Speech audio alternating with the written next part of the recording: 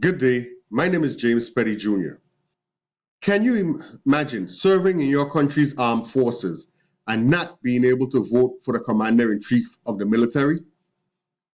Or better yet, how about having your rights to free speech, religion, or to assemble peacefully suppressed?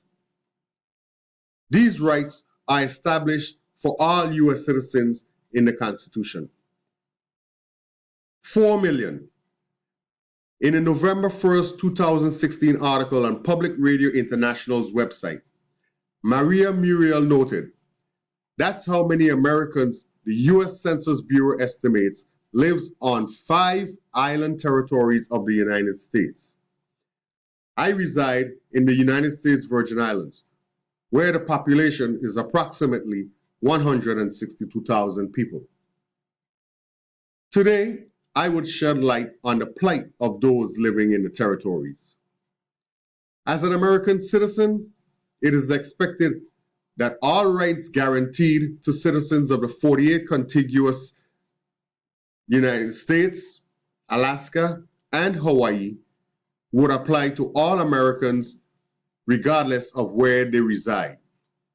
I continuously refer to constitutional rights. Territories of the US have been deprived of the right to fully be represented within our government. The Constitution is the ruling document of laws in the United States. Articles 1 through 10, known as the Bill of Rights, establishes the rights guaranteed to all American citizens. Amendments 14, 19, 23, and 26 also establishes voting rights for Americans, citizens in the United States. This is where I want to make my case for the territories.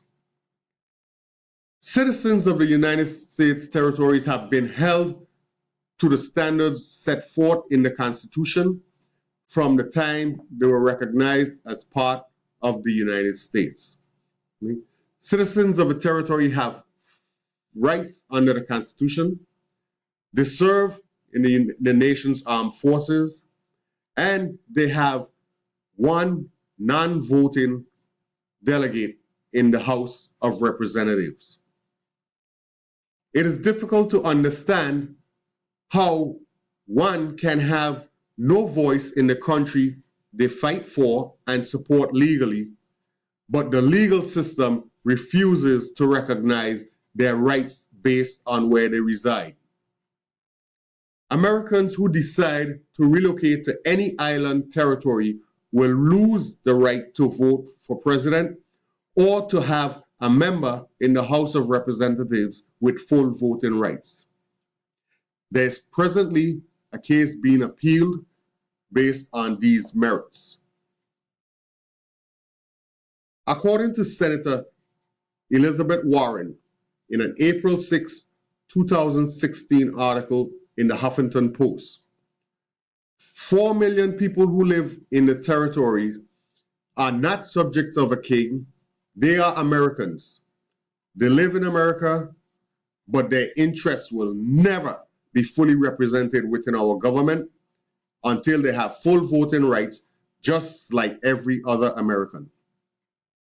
The US territories have fought through the courts to gain equal and fair treatment as those afforded to other states nationwide.